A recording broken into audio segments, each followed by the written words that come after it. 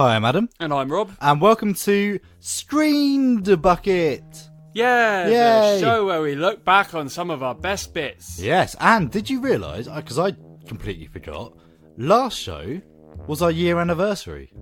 Really? Yeah. This is the 27th Stream Bucket, so the 26th is a whole year. So we had the opportunity to do the year anniversary thing. It's gone. It's gone, we just missed it. Pass it by. Done. Because we're chilled out sort of people, don't make a fuss, Blasé. you know. Yeah, so welcome to the second year of Stream Bucket. Yeah, wow, I can't believe it. A year. That is kind of crazy, because I've been here, I've done every show, every week, every other week. And that's madness. It is, it's gone very fast. Really fast. What do you remember about our first show? Well, I mean, we did a pilot episode, which Yeah. was never aired, although I think bits appeared later on. We talked about Jurassic Park. Yeah, which never, I don't think that ever went out. So we can do Jurassic Park again one day. Yeah. People want to hear Jurassic Park, surely. I mean, could put it into this one. Yeah? It's not too late to Shove pop in that some- in. Yeah, why not then? So for our year anniversary show, at +1, let's play some unheard stuff. Ooh. This goes against everything Streamed Bucket stands for. Life, mine's away. Very good. I can do an impression of Jeff Goldblum. Go on then. It's very good. Yeah, clever that. Very good. Do From left field. Do an impression of the Velociraptor in the plane from Jurassic Park 3. Alan! Pass me the peanuts, Alan. David! Alan! Imagine the Velociraptor and Jeff Goldblum's dad from Independence Day yelling at each other across a plane. Oh, it's his boss, anyway. It's not his dad, is it? This is... His dad would be... Oh, no, David, no. David! My allergies. Okay, so his boss and the Velociraptor are yelling at each other from across the plane, trying to wake up Sam Neill. Okay, alright. Okay. No. Wait, the Velociraptor is trying to wake up Dr. Alan Grant. Uh-huh. The Velociraptor is also called David. Okay. And Jeff Goldblum's boss is shouting at... Okay, I'm ready, let's do it. Okay. Well, David! Wait, who's who? You're the Velociraptor. Okay, alright. David! Alan! David! Alan! David! Alan! David! Alan, there's a man here. David! Alan, I don't like this man. David, stop trying to wake up! Stop trying to wake up Dr. Grant! Dr. Grant is trying to sleep! Alan, his name is Alan. He has to try and save the boy from the park in 3 hours! Let him sleep! Alan, David! can you turn the air vent down? It's very cold in here, Alan. Yes, it is very cold in here, of course!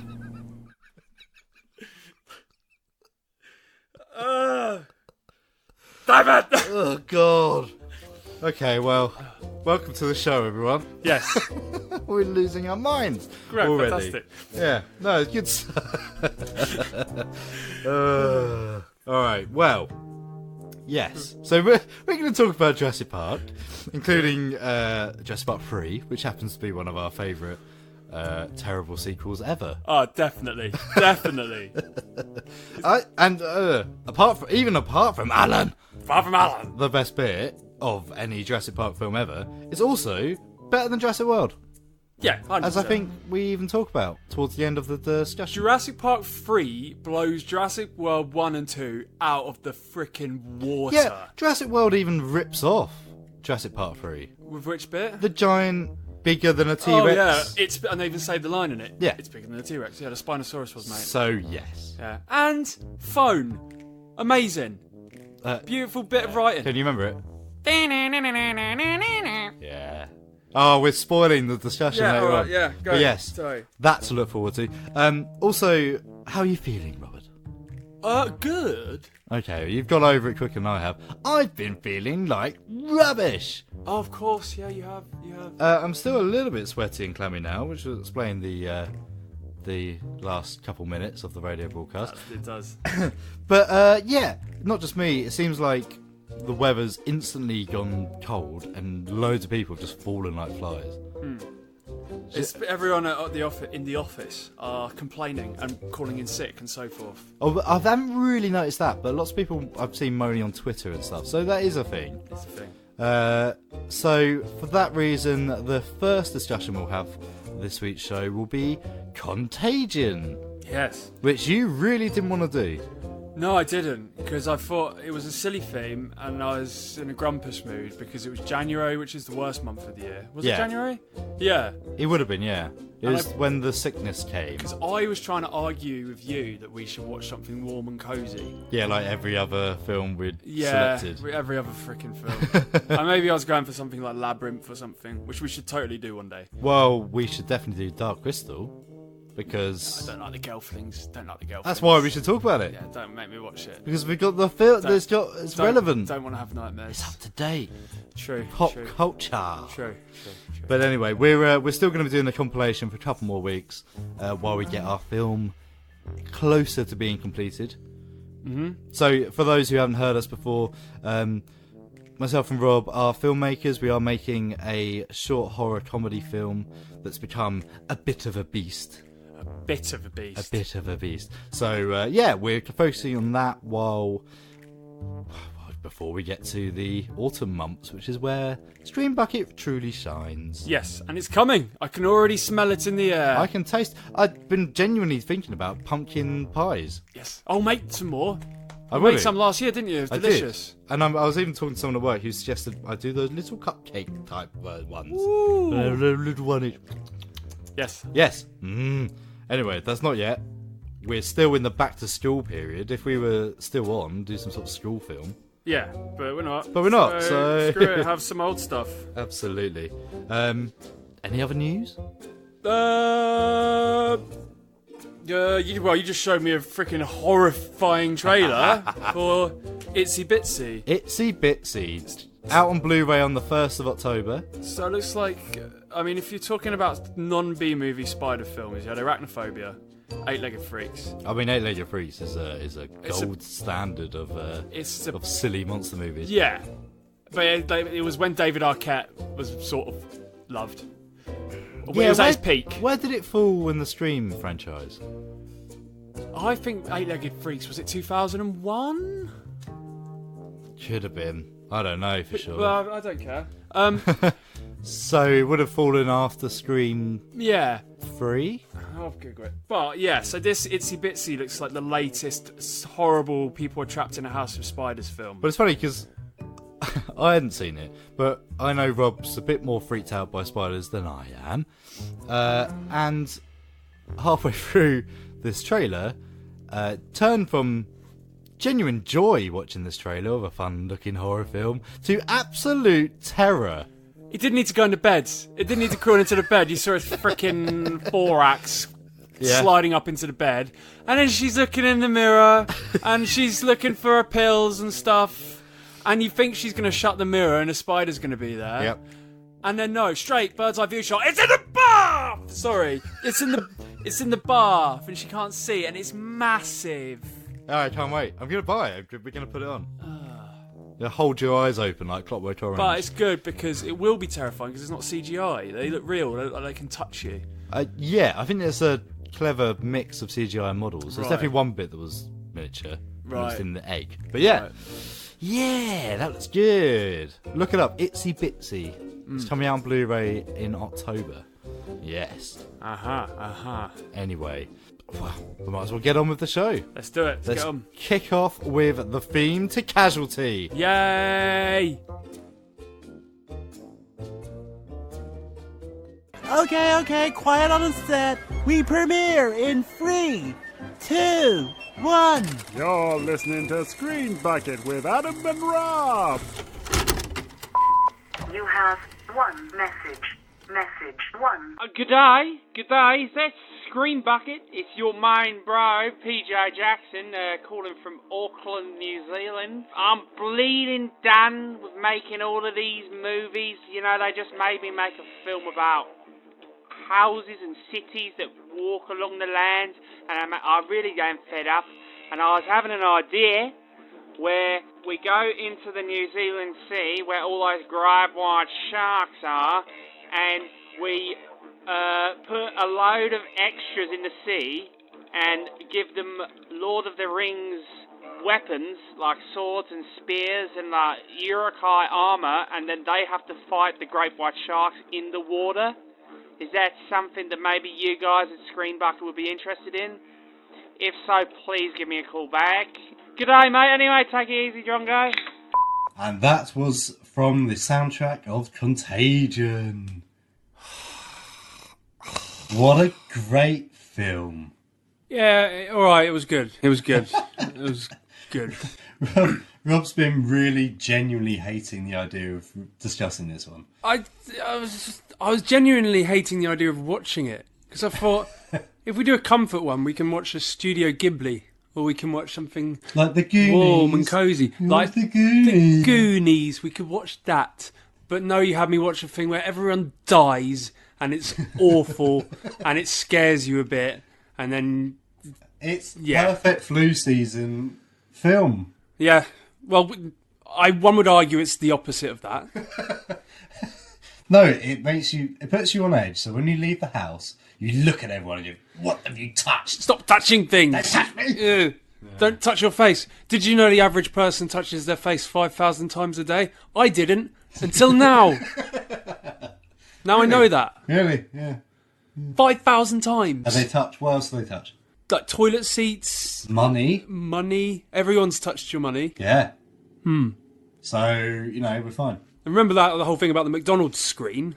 That is overblown nonsense. There's poo on it. There's not poo on it. There's poo on it. It said on the internet. It said so on the internet. The internet lied. It's just bacteria found in poo. Where else is it found? McDonald's screens. All right. Yes, Contagion. Do you want me to? I'll tell you what. I'll read my notes. Oh yeah, read your notes. Let's hear the plot, shall we? You've written in that book upside down. Yeah, because I'm going to turn it that way for film production notes, and this way for See, thought this through. I'm so sorry for judging you. I'll go on. Yes. Right. Here are my notes. Paltrow, Fishburne, Law, Damon. Everyone starts getting well ill. Paltrow gets proper sick. It came from Hong Kong. London's infected too. They gave Gwyneth Paltrow an autopsy in front of my very eyes. Kate Winslet. Naysayer lady cares more about the shopping. Bryan Cranston is very concerned. Interrogated by the UN, and the British want them to hurry up. Why is no one listening to the science man? Why is no one listening to the science man? Jude Law is Steve Irwin. The daughter of the mayor from Jaws comes to moan about the budget. And that was my least favourite character, which I'll get into, by the way. Yes. And, okay, it got good when Matt Damon's neighbours get shot. And then I ended it with idiot boyfriend. Okay. So, and that's the film. Nice. So you can tell from that, one hell of a cast. Yeah, amazing cast. You can't deny the cast. It's the Black Hawk Down of flu films. Yeah, absolutely. Written and directed by Steven Soderbergh. What else has he done? I can't remember. What do you want from me? He's the director of Magic Mike. And the Oceans trilogy. And Logan Lucky. And Unsane. He's quite a prolific guy, actually. Done a lot of dramas and things. I think even Contagion. Yeah, it came out of the idea of doing a film about the getting rid of smallpox, the eradication of smallpox. Right. And obviously someone just got a cold or something and decided to change it into a flu thing. I think they were researching it when the bird flu came in, because they mention it, H1N1. Yeah. They talk about it quite a lot. Which was 2009 flu epidemic. Which was a terrifying time. Yes, it was. And that it's very heavily reminiscent of that, I think. It is. So, yeah. So what's the actual plot? How does the film start? A bat flies into a pig. And right, yeah. They get married. And their offspring is a germ. And the germ infects loads of people. People start dying on the spot and fitting. And no one knows what to do. And we follow several different people's journeys throughout it, don't we? We've got Kate Winslet as science lady. Lawrence Fishburne is a science man. Yeah, it's very heavily on the science behind trying to find the cure. Trying to track down the infected people. Right. Lock them down. And then we have Matt Damon's role. He's like the civilian who's kind of caught up in it all. But he's immune. So I imagine his role in it is specifically to put a point of view from from the real world, not just the officers and the people who are worrying about it. You've got that sort of... It's true, and I would have liked more of that. Because the film, there's not a huge amount to talk about, because it really is step by step trying to uncover virus and things. So Kate Winslet runs about a bit around the world. Yep. And then at some point she starts sniffling. Really quite grim. Indeed. And then you've got Jude Law, who's an interesting character. You've got who's a reporter who's kind of anti-government, trying to say, I've got this cure, they're not pushing this, why aren't you taking this cure? They're being slow as hell trying to sort this problem out. They're looking after themselves. Why don't you listen to me? And yes. So yeah, it sort of opens with what's his name in it? Matt Damon. Matt Damon. In this case, it's Mitch Emhoff, and so first his wife collapses, has a fit, gets carted away to hospital. Then he goes back and finds his stepson has also got it. Yes. So very quickly, his life's gone wrong. Indeed. And then he finds out that she was been an unfaithful wife. Is that a spoiler? No. All right. That happens very early on. All right, fair enough. He then basically gets arrested and taken in because of the deaths around him. He gets interrogated by Kate Winslet.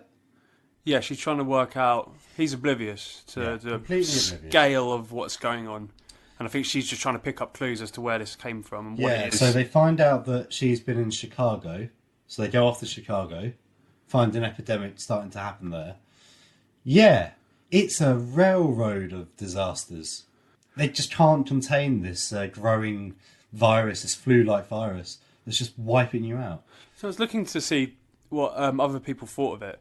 And some people regard it as one of the most terrifying horror films they've ever seen. And I wonder if that's down to the fact that purely, maybe people are watching this thinking, this is exactly what would happen. This is the scale of panic. Yeah. This is how, I suppose, if so many people were dying that you lost law enforcement, you lost doctors, mass food shortages, everything. Yeah, people probably thinking, oh my God, this is exactly what would happen. This is how people would act. This is the terror that would take over the world. It's interesting because they refer to H1N1. They sort of say how they overdid it. They made a bigger deal out of it than it actually was. And so when they start revealing it to the public, they're saying the same thing. We'd rather everyone know about it and panic than everyone die and we didn't do anything. Exactly, yeah. It does feel slightly unrealistic how much happens so quickly. Because they start locking the borders down. Yeah, they really go to town. They run out of body bags at one point, they mention. Yeah, They dig mass graves, like 20 foot from the city. To get out and to the countryside. Did you ever play Pandemic? No. It's a browser game and later an app where you were making a virus to wipe out all. I remember you playing it, I think. Yeah, it's good fun. But one of the things you learn in it is that you shouldn't make a virus that kills people straight away, because then there's no one left to infect everyone. So you need to keep it going. You need to have a long process. You need to maintain the virus. So you infect more people, then you start. That's one thing in this. People just drop. This is like the flu equivalent of a machine gun. You just mow people down. Yeah, I just mentioned the character that I just rolled my eyes so fast that they span out of my skull. Yeah. Do you remember the film Jaws? Yeah. Steven Spielberg? I think I remember it. Do you remember it? It's about a shark. Is it? Yeah. Huh. Anyway, there's a mayor in it. And there's a killer shark in the ocean. Yeah. And the mayor is all, we mustn't close the beaches. It's the summer season. We're going to lose all our trade, the shops. And you're thinking, okay, you got to close the beaches, mate. Yeah. That's about a shark in the ocean. Yeah. In this film, there is a virus that could end up being as harmful to the planet as the frickin' plague. Yeah. And there's a woman saying, what are you talking about? It's the height of the shopping season. We can't do that. It's yeah. And you think, oh, come on. There's a few things like that. And then, no, she comes out again later, and she, they're just picking out like a massive gym hall where they're going to put the sick and the dying and the dead inevitably. Yeah. And then she just rolls out of a car and says, "I suppose we're paying for this, are we?" It's like, what? I think that's that, if anything, is the most realistic part of it. I don't know. That's Is what it? people are paid to do. Yeah, absolutely. Oh, I hate it. So see that. I hope not, man. I have a lot of... should I have that much faith? Maybe you're right, maybe not. There will always be someone like that. One character I really genuinely loved, on the flip side to that, Lawrence Fishburne. Yes. I love Lawrence Fishburne. Basically anything he's in. And when he popped up, I was quite excited. I even messaged you. Lawrence Fishburne! Yeah, straight away. There we go. Yeah. He plays the sort of down-to-earth scientist who's just trying to save people. Yeah, and then he gets thrown under the bus, doesn't he? He does. There's a lot... Yeah, there's so much to this. Because on the surface, you've got a bunch of scientists trying to track down a virus to stop it killing people. Or at least to pick it up so they can start investigating it. Then you've got all the political stuff. And then you've got all the military stuff. You've got the closing the borders. Then you've got bloody Mitch man trying to get out with his daughter before they shut down the state. You're absolutely right. I mean, it's as if... You've got a scientist who gets kidnapped by a Chinese bloke. Yeah, what? Oh my God, that's just completely... Because he wants... I mean, I didn't even understand. So he wanted her to look after the villagers and stop them from getting... He got his whole village into... All the survivors, all the uninfected, into one building. Right. And kidnapped a scientist so that she can get them the vaccine when it eventually comes around. What? Yeah, I didn't understand that. It's really weird. And it's pointless. I thought it was a bit pointless. And then by the end, it was pointless.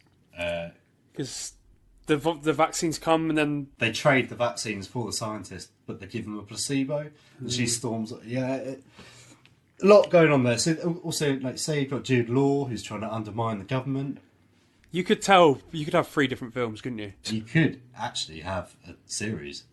Yeah, it would work very well as a series. It would work better as a series. Yes, it would. The bit where I kind of really got into it for just a heartbeat was when Matt Damon hears the gunshots from across the road. Yes. Looks out the window and he sees that some people have raided his neighbour's house. Yeah. They're walking out.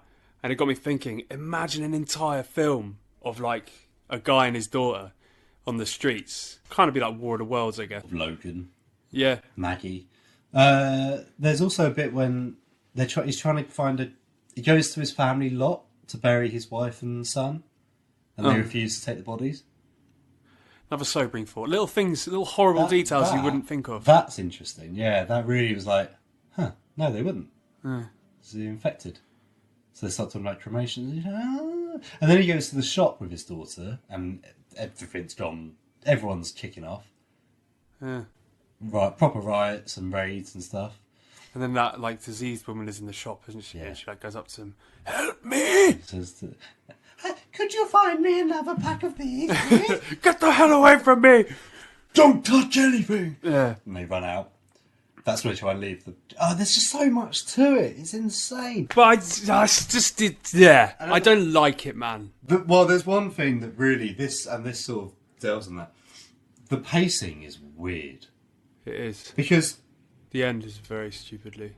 So long. But it's... The whole... For the first half, it's them trying to track down the virus to find a vaccine to cure the people. It's really tense and like... come on, we need to go to Hong Kong now. No, we need to go back to Chicago. Where do we go? And then they find the vaccine. And then nothing happens. Which is kind of interesting in a way, because it then becomes the question, who gets the vaccine? It's going to take a year to manufacture enough. So who gets it first? Which is interesting. But then it just goes on. Endless. The last 45 minutes, I was like, is it over yet? It's like the end of Return of the King, but bad. Yeah, well, Return of the King had multiple endings. One ending over about an hour. Yeah. I didn't like the boyfriend plot either. So there was this. It was heavily hinted that at one point or another, the boyfriend is going to try and touch the girlfriend. Yes. The daughter. Mitch's daughter. The Damon daughter. Yes. And, Damon Dautier. And you're just Damon Dautier. A fragrance by Damien. Eau de toilette.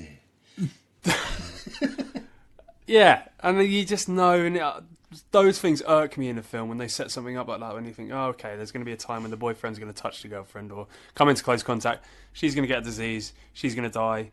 Luckily, that doesn't come to pass, otherwise I would have just turned it off. But, yeah, you know what? It was a good film. It was much better than I thought it was. It's going to be. It's solid misery porn. Indeed. Is what it is. It's just drilling into you that everyone's going to die, life is horrible, oh dear. Buy a load of tinned food and be ready to, fortify your place of living. Bring your blindfold. Yeah. That's a reference you won't get. Nope. Yes. Well, if they just took a handkerchief, it would all be fine. Yeah. Coughs and sneezes spread diseases. You have one message. Message 1. Hello, Lord Sinus here. Come to haunt your nasal passages, yes. Scream Bucket won't be the same when I'm around. In fact, I can hear that Adam is hidden in a little box. Good, that's what I like. It definitely wasn't because Adam accidentally put the wrong setting on the microphone. No! Now, I'm gonna block every passage. I'm gonna stand in the way of the door and oh no! Oh no, it's my nemesis! Oh! I'm Lord Beecham. I've come to save the day. Screen Bucket, you're safe with me around, don't you worry. Now come here, Sinus. Hot diggity dog, it's Screen Bucket with Adam and Rob. So, Adam, I want to talk about a bunch of movies that are about as close to my heart as any of them. Okay. And that would be the Jurassic Park franchise. Okay. Yes. Yep. What are your thoughts on Jurassic Park? As a franchise? Yeah. Well, I like it. I think it's good. Like anyone else our age, Jurassic Park, the first one, was monumentally important. Absolutely. And close to our hearts. Jurassic Park, I distinctly remember the first time I watched it. I was with my whole family, and I was petrified. I must have been 5, 6, 7. What scared you most, the Velociraptors or the T-Rex? The T-Rex. Yeah, good answer. Possibly because I didn't know what was going on with the Velociraptors at the time. Yeah. But the scene when it bursts through... Spoilers. When the dinosaur bursts out of its cage in 1993's Jurassic Park. Do you know what I read about that? Is that apparently it malfunctioned or something when they were in there. So it wasn't actually meant to go through the glass, and it did. Something like that. Yes. No, yes. So what the scene is, there's a big storm. Tim and Lex The Tyrannosaurus Rex burst through the metal cables. Yeah. Because electrical cables have gone down. And it's that awesome sound. I can't even... Absolutely love that noise. Yeah. The sound design's amazing. And suddenly, in these flashes of lightning, from the perspective of the people in the cars in Jurassic Park, they witness a bloody huge Tyrannosaurus Rex. Something that the audience at the time would have been waiting for to see real since film started, I would imagine. Since those first really rubbish dinosaur claymation things from the 1920s. And looking back at it, still holds up. The graphics are amazing. But yes, no, that's... so the T-Rex comes out and it starts chomping about. And the bit you were talking about with the malfunction, there's a point when it's supposed to be attacking the children in the car. And you'll remember this if you've seen the film, which I'm sure you will have. And the children are looking up at this roaring dinosaur through the plexiglass roof, and it goes for them. The mistake that happened was the plastic glass in the film comes away and almost crushes the children. And their screaming is genuinely real. I mean, is there anything more traumatising? As a child, seeing this robotic, malfunctioning T-Rex coming down upon you. Well, the fact they just kept filming it, that's... don't see him much anymore, and I wonder if, they can't fit the film in between the shrink visits. Maybe... Maybe they're lost forever. So that scene traumatised me as a kid. So much so that as a child, every time there was a storm, a thunder and lightning storm, I would sit at the window and watch for 2 Tyrannosaurus Rexes. Just Really? in case. Yes. Really? And I swear, I've got this vivid... I probably dreamt about it, that they would be stomping about, kicking over cars. Awful. Do you know, I got that, I think, more from the Lost World Jurassic Park, especially because I had a dog at the time. There's a bit where the T-Rex awakens off of the boat in the Lost World, comes onto the streets of San Diego and goes on a rampage. And it comes to this suburban little area, and there's this kid in this house, and he's trying to convince his parents that there's a dinosaur in the garden. And the T-Rex gets his dog and eats it. And that traumatised me more than anything, I think. Do you know what would have been worse? If they were looking out the window and the dog leg just slid down. There's a sort of callback to the goat. Yeah. I can get that. I wonder if I didn't see Lost World till later, because I don't have any positive memories about it.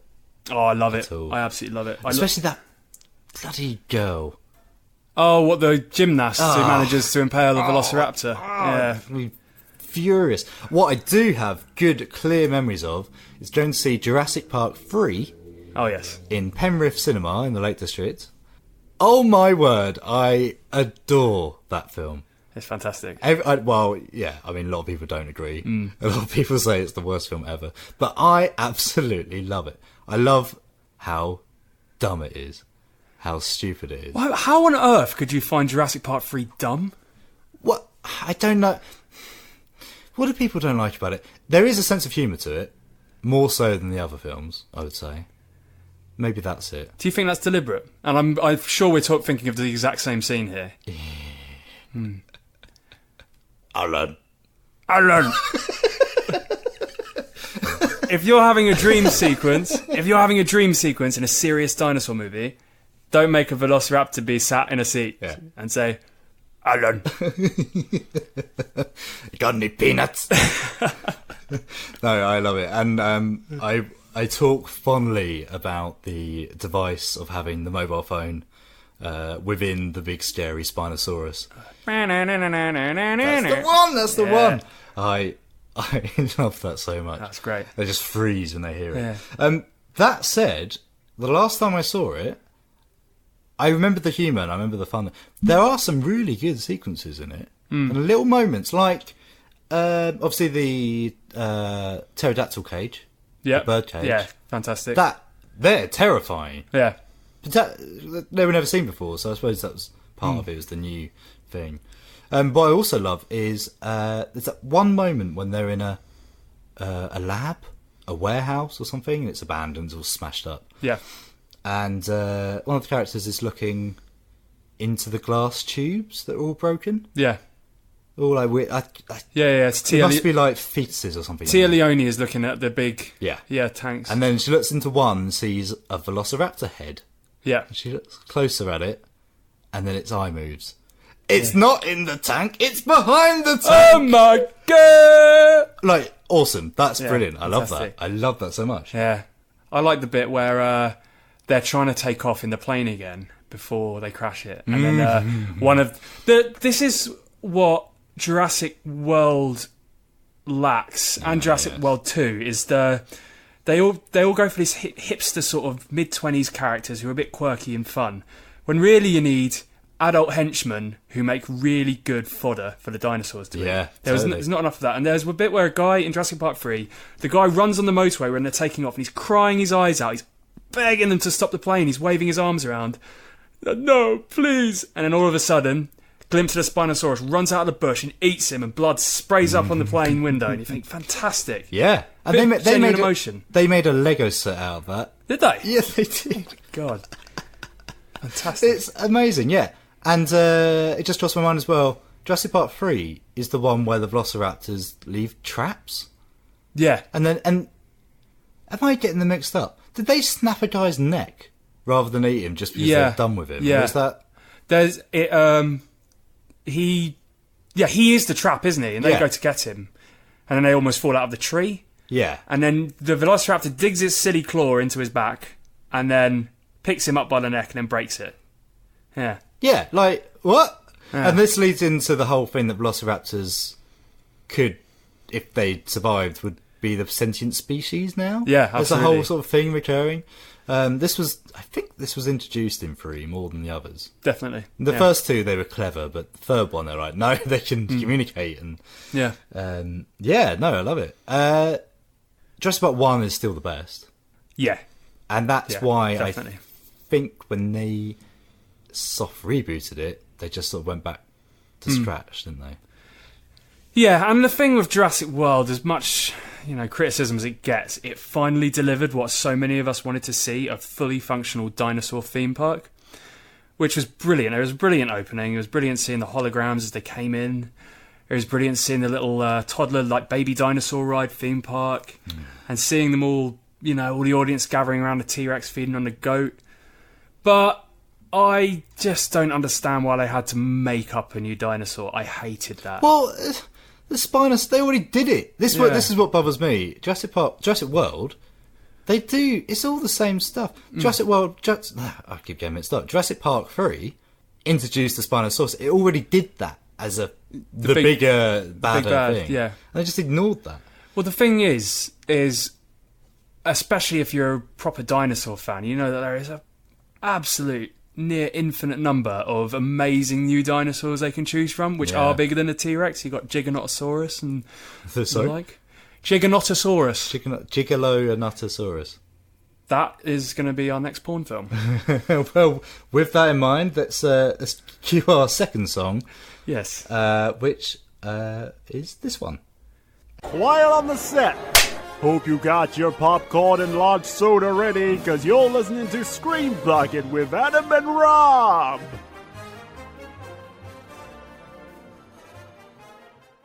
Please, sir. What is it, boy? Please, can you sponsor us? What? You could sponsor a show on North Herts FM that's made for the community, by the community. And let us keep making great content. We're a fledgling station, but one with over 10,000 listeners a month. And it keeps growing. And what's in it for me? 5 adverts a day, sir. Plus, the world will get to see your branding at live events, online, and be proudly displayed alongside the show you choose to sponsor on all online content. Plus, on-air mentions and branding. It won't even be taken out of the shows on Listen Again, so your brand will be out there forever. Then how much is that going to cost me? Only £360 a year, sir, or £30 a month if you just want to run adverts instead of a full sponsor. It isn't more? No, sir. Just head to northhertsfm.com for more information, or get in touch on Twitter or Facebook. This is brilliant. Show for sale, show for sale. Okay, so Jurassic World then. You liked it. Yeah.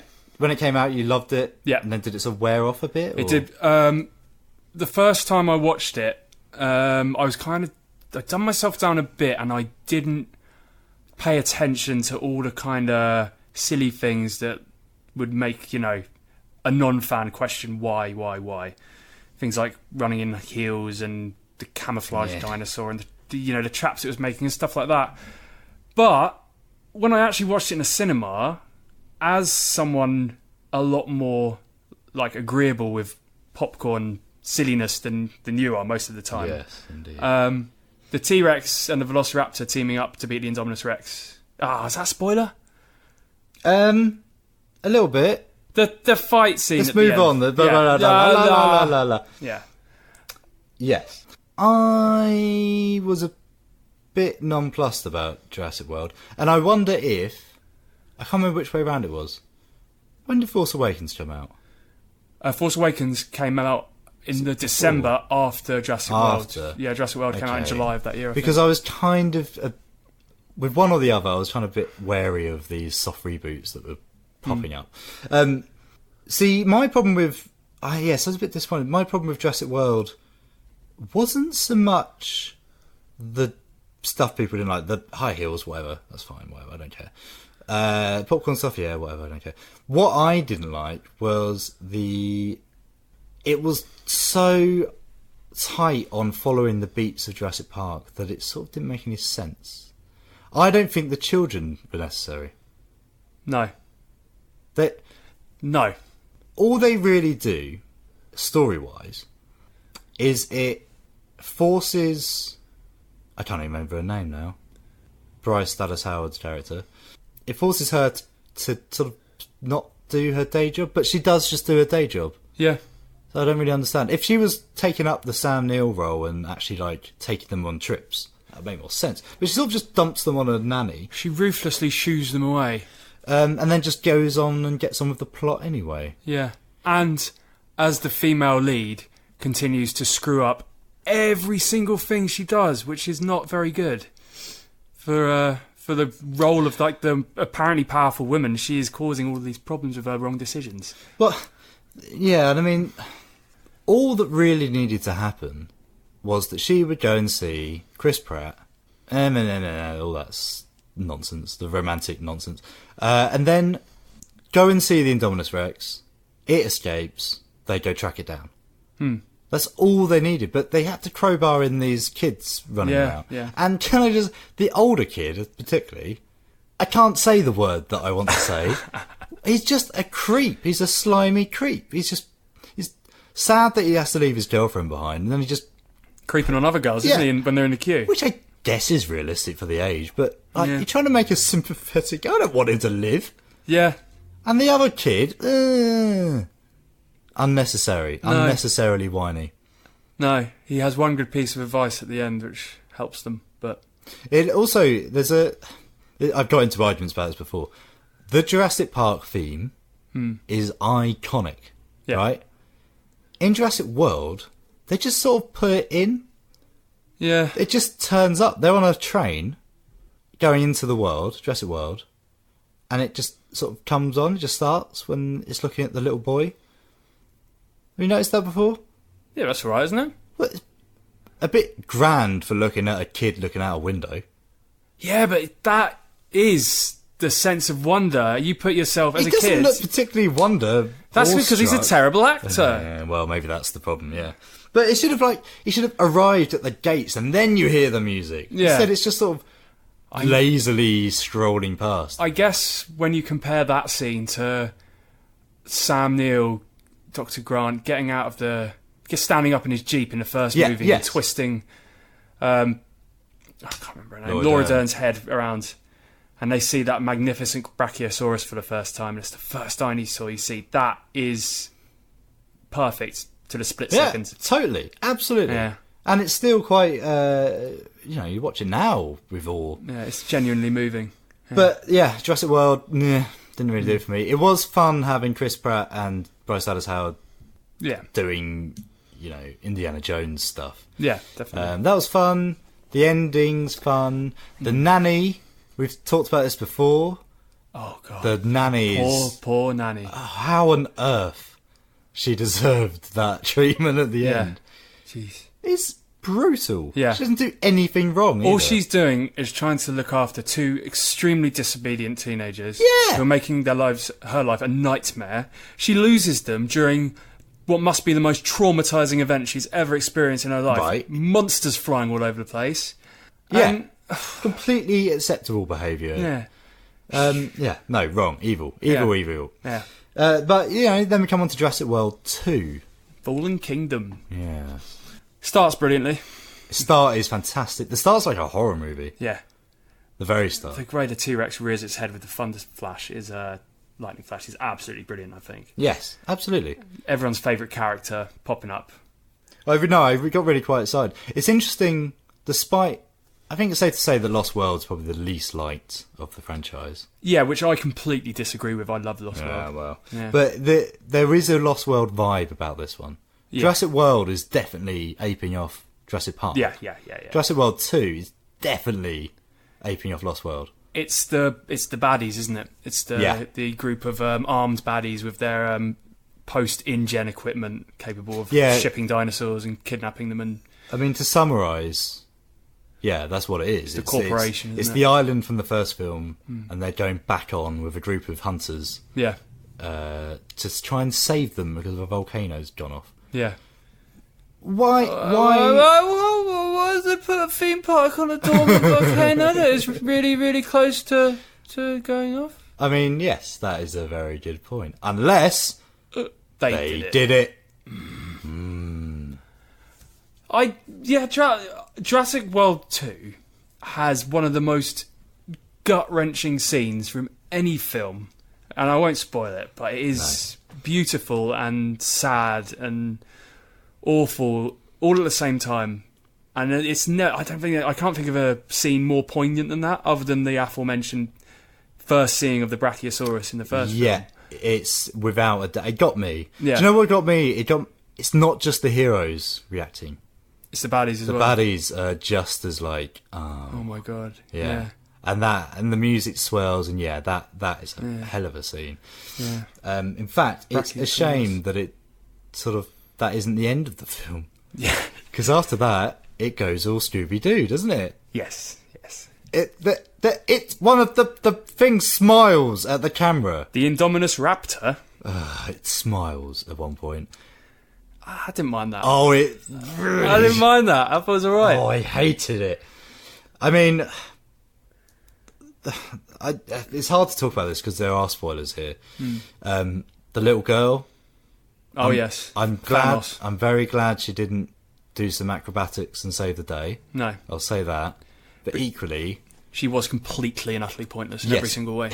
Yeah. Words out of my mouth. Yeah. And we talked about this before.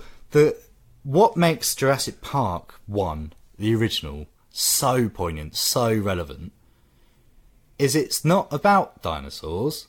It's about a man learning to become a father. Yeah, absolutely. It's the Spielberg trick. It's boiling fantasy stories down into emotional things that you can understand.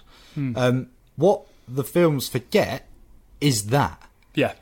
Like, I want to say that every film gets worse, but it's probably not the case. But every film seems to become more and more about the dinosaurs and the effects. Yeah. And it loses that emotional core. Do you know, it's a problem in cinema in general. I mean, if you think of all the soft reboots and the revisits and the sequels that have happened recently, Star Wars has never hit the mark. It's always felt messy. Mm-hmm. It's never just been whole. I mean, Blade Runner aside, 2049, that's probably the only fantastic one I can think of off the top of my head. That ending is unbelievable. Yeah. Yeah. No, I agree. Then think of the newest Ghostbusters movie, which was the less said about that, the better. Yes, indeed. Yeah. In summary, Jurassic Park as a franchise. If you love dinosaurs and you have the ability to turn your brain off at certain occasions, it's absolutely the franchise for you. And I couldn't recommend it more. And I love them. Yes. And I think each one's becoming slightly more popcorny. Yes. And slightly less good. They're making it a challenge for us to like, and we will overcome these challenges, no matter what. One message one. Hello, the Screen Bucket. It's me, Jake Gyllenhaal here.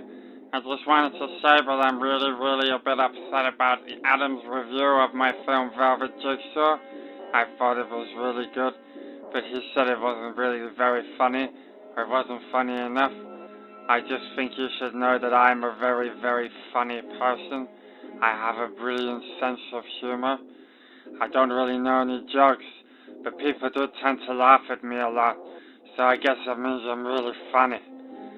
I just guess I'm a bit offended because I put so much effort into that film, and then all Adam has to do is go on the stupid radio show and say he doesn't like it, but I liked it. Jake! I liked it! Jake, are you What? okay? What? I'm just starting out. You sound upset. Are you okay? I'm fine. I'm fine. Would you like some salmon paste? Yes, I'm gonna go. Yes, I'll be right down. Okay. I'm gonna go and eat some salmon paste now, but I just want you to know that I've got your number, Adam, and I'm coming for you. Rubber. Yes, sir. Are you familiar with a TV Tropes? TV Tropes is an informative and wonderful website which tells you about all sorts of TV and film tropes. Yes, it is. Have you used it? Do you know it? Have you been on it? Yeah, I went on it. Yeah, it's alright. It's quite good. I got a bit obsessed with it back in the day when I first discovered it, because there's just so much on there. And then I've sort of lost interest. But it's, for people who are familiar with it, it's like an encyclopedia of things that happen in film, TV, comics, literature, all that good stuff. Do you know what I like about it is it'll give you an example of a trope that you hadn't even realised, then you'll instantly think, oh my god, that's in everything. Yeah, no, absolutely, yeah. One that comes to mind, because they also sometimes make witty names for it. One that comes to mind that comes up a fair amount, Heroic Blue Screen of Death, or Heroic Besod, which is the moment in a story when something so bad happens that the hero just snaps and loses it and goes mental. For example, Mad Max. The original Mad Max. Family get wiped out in the roar of an engine, and he loses his mind. He turns into Mad Max rather than just Max. Right. And you can see it all the time. I almost wait for it now, especially in Marvel films and stuff. So when people have a loss, they lose their. Well, or something happens. Maybe they witness a bad thing. Right, like the Punisher or something. Yeah. His family gets killed, so he goes on a rampage. Well, that's the extreme version. There's less extreme versions, like Captain America. Something happens with his buddy Bucky, and he goes, right, that's it. Right, okay. Yeah. Proper trope. So, let's test each other. Okay, cool. This in the industry is called filler. Random trope. I'm going to put the random trope button on. I'm going to tell you the title, and you're going to tell me what it is. Okay, cool. Okay. Let's go. Random trope button. Activate. Better be a good one. Activating. Okay. Suddenly significant rule. Suddenly significant rule. You can't do this, otherwise this will happen. So, Scream, Gremlins, that sort of thing. You can't... You be right back, that sort of thing. Don't say that. Don't have sex. Don't drink. Think more literal. The T-Rex's vision is based on movement, so you can't... I don't know. More literal than that. So what it is a rule or law that's mentioned. Okay. Doesn't really come up much. No one thinks about it, and suddenly, it's the most important thing ever. Okay. So, RoboCop. Okay. RoboCop. There's the fourth rule, which is must obey all OCP orders. Right. Yeah. Okay. Fine. It's an OCP product. So it's fine. Makes sense. But then it becomes suddenly significant when he can't arrest the corrupt OCP executive. Okay. Yeah? So it's a little foreshadowy. It's like, it's sort of mentioned almost as an afterthought. You know it's there. And then, oh my god, it's the main thing. Yeah, absolutely. Yeah. Chekhov's law. Right. I guess. Right, you do one. Similar to the nut allergy in that film we don't want to talk about. Shut up! Which is now available on Amazon Prime. Go to Amazon Prime and watch Hereditary. You'll regret it. Oh, you'll regret it. You've got a good one. Okay. Bug War! Bug War! Bug War? Bug War! Bug War! Bug War! Bug War! That's the happiest I've seen you. The Bug War! Starship Troopers. Yes, the picture! The picture is the Bug War! So, okay, humans versus giant scary bugs. Also in Ants, when they fight the termites. Because the ants are like humans and the termites are horrible, evil, scary things. Yeah, any war fought between humans and an insectoid race or any other clearly inhuman enemies, generally the battle is at some point in the future. Awesome. Oh, there's a quote. The historians can't seem to settle whether to call this one the third space war or the fourth, or whether the first interstellar war fits it better. We just call it the Bug War. Yeah. From Juan Johnny Rico, Starship Troopers. Or a better quote from him. I'm from Buenos Aires, and I say kill them all! Yeah! Yeah! Yes! Bug War, Bug War, Bug War. Right, next one. But we're not going to be Bug War. No, we're not. We're not going to be Bug War. But let's try. Okay. Strapped to a rocket. So, someone is strapped to a rocket, like Woody in Toy Story. Yep. Yeah. Is that it? That is it, yeah. There's a picture of Wonder Woman. Oh, she's very sexually strapped to that rocket. There's a lot of innuendo there. Yeah. Sister Tropes who's strapped to a bomb. Nice. Yeah, and there's Toy Story. Yeah. There we go. Okay. Cool. They're not all hard. That was fun. Give me one back. Okay. Bug War. Let's just talk about Bug War more. Glove snap. Oh, so that's the surgeon.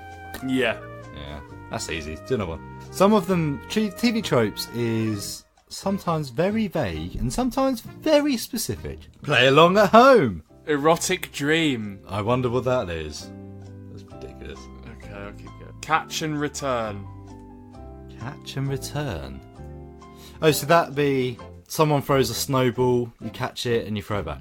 Or is it father and the son playing catch in the garden? You grab the weapon that's been hurled and fling it straight back at the attacker. It's all in the reflexes. Yeah. And in The Mummy Returns, he catches the knife and then flings it back. Yeah. TV Tropes. Yeah. Check it out. Bug War. You have one message. Message 1. Hey, Screen Bucket, it's Matthew McConaughey here, and I just wanted to let you know that I have really, really nice nipples. I don't know if you've ever seen my nipples. I've got them out occasionally in the odd film, but my God. The center of the nipple is small, yet always erect. It's an off-brown with a reddy tinge that I think really complements the rest of my skin tone.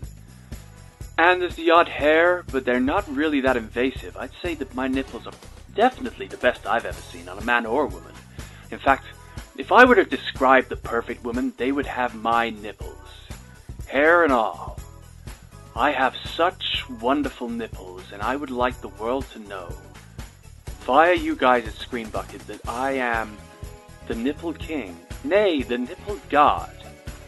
If you could please broadcast that out, and if anyone wants to see a picture of my nipples, well, you know where to find me.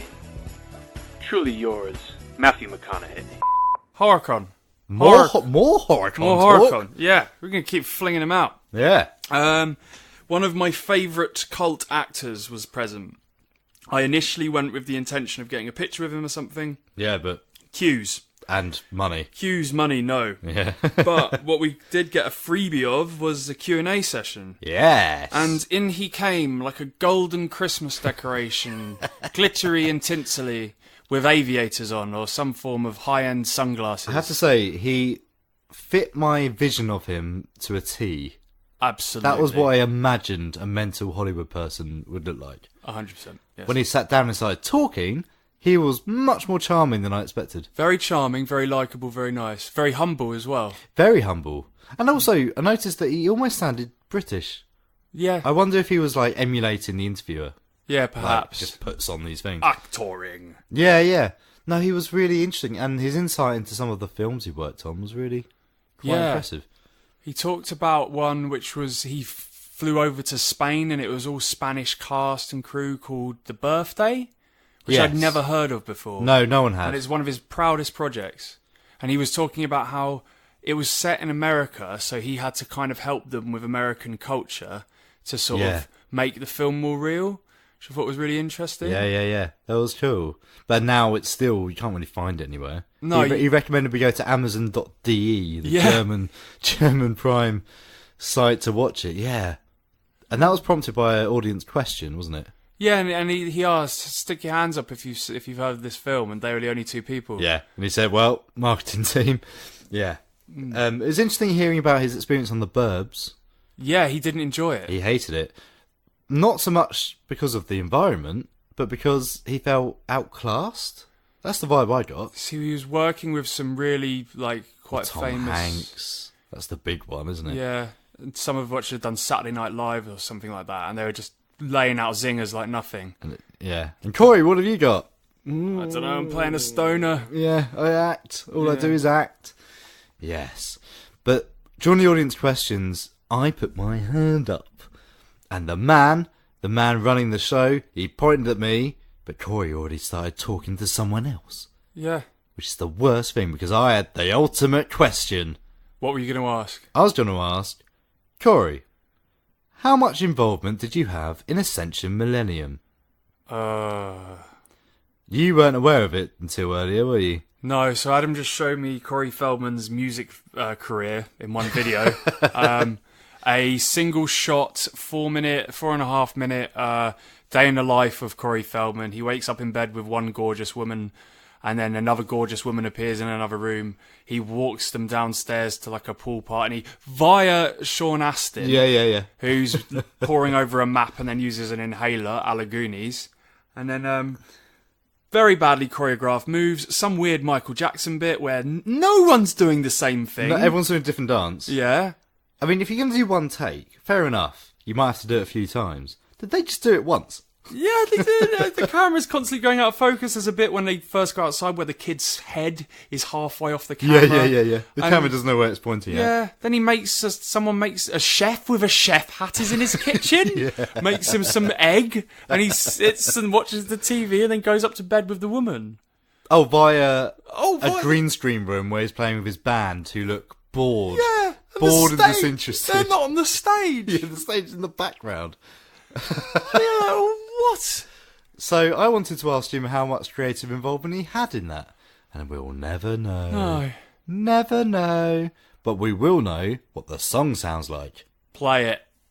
Ascension Millennium. Screen Bucket on North Herts FM. Beep boop. Millennium. Ascension. David. Millennium. Good song, isn't it? Yeah. Freaking brilliant song. It's annoyingly catchy. Yeah. It's actually on one of my playlists. It's that catchy. You know what I mean? No idea what they're talking about. Needs the subtitles. Yeah.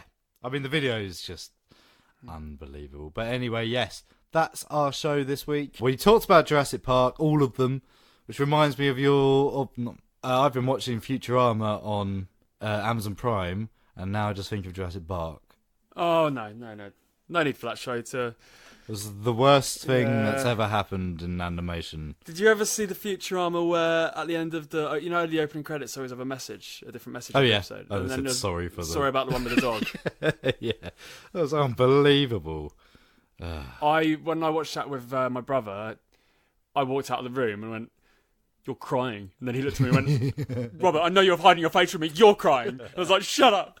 Had to leave. It's properly awful. Amazon Prime's blowing out the water at the moment. So Futurama, I noticed, was all on there. So I binged all that. South Park's now on there. South Park, yes. That's why we played the Quiet Mountain Town at the beginning of the show. I'm not sure we mentioned it. But yeah, South Park's all on there. Go and watch it. Yes, go and watch the best. The one that started it all. It's incredible. And there's stuff in there that I forgot about. And now I know where I got that voice from. You know, stuff like that. Oh, my God, yeah. Well, the further you go back, the more creative comedy there is and the less sort of cultural comedy. So there's actually... I don't know. They still have a lot of that in the newer South Park, but there's some occasional classic episodes where the humour is out of this world. And it's inspired me my entire life. Well, we're the perfect age for South Park. Yeah, I was 8 when I started. Exactly. We were the age of the kids when it first came out. So by now, it's like we've grown up with it properly. I wonder what effect... Because it had a huge, huge social effect on me as a kid. I think people were talking about South Park in the school playground the same way I think older kids probably talked about Simpsons. Yeah. Because someone was saying that The Simpsons, people watched it because Bart said damn. And that was like a big deal because that was swearing. Oh, wow. And then bloody South Park comes along. There's all sorts of other stuff going on. I mean, so much. There's anal probes in the first episode. Yeah. So, it probably did have a bigger impact on us than... we realise. Yeah. Don't know if it did me any good. Didn't mature me. It just gave me a bigger vocabulary, I think. Yeah. But, having said that, Stan always had a message. It was quite moral. Like, I've learned something today. Kind of did teach you a bit about right and wrong. Also, there's a lot of, quite highbrow humour and references to clever things. Like, even the film heavily references Les Miserables. Yeah. Stuff like that.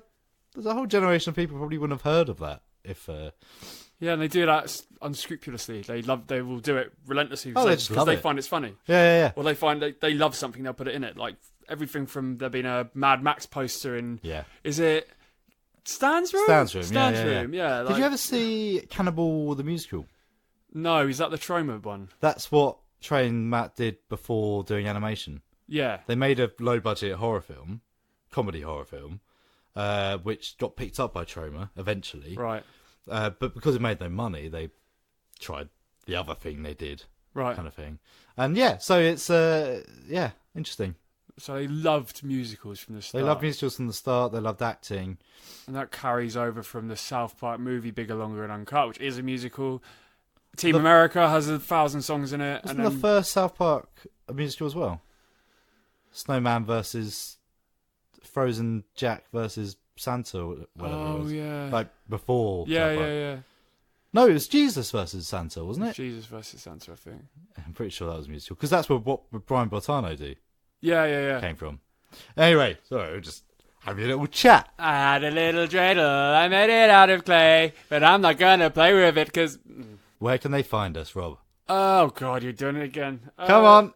So follow us on Twitter at ScreenBucket, at North Herts Radio, Screen_bucket.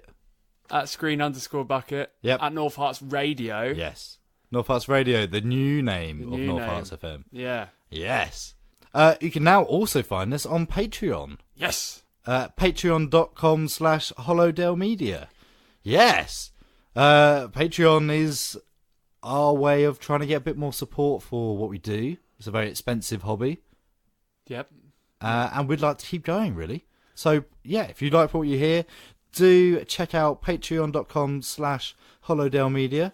If you like what we do, just throw us some spare change. It'd be lovely. I mean, there's going to be a heap load of exclusive content coming your way through the Patreon. Yes, so ScreenBucket in particular, we've got a ScreenBucket The Night Shift. Where we can say naughty things. Naughty things. Yes. It's unedited, uncensored, and... it gives us a chance to spread our wings and delve into some more adult themes. Yes, indeed. Obviously no music, but it's just a nice big lump of chat. Yes. Please, cool. Please listen. Indeed. So, can I leave you with a song now? This is a song from Apocalypse Now, because the Apocalypse Now final cut came out last week, and it was incredible! I feel bad as a fan of film for not having gone and seen that. I feel like I've let the side down. So good. Honestly. There are some bits in there that were obviously removed for good reason. There's a whole bit of the French. It's not needed. It just slows the film down. Right. It's just that plodding along and then trying to walk through mud. And then carries on again. So, yeah. But incredible and amazing seeing it in IMAX as well. Yeah, I can imagine. And hearing this song, yeah, it stuck with me. It does have a bigger impact when you're watching in the cinema with those big old IMAX speakers. Wow. Sorry, rubbing it in. Great. Fantastic. See you in a fortnight, everyone. See you in a fortnight.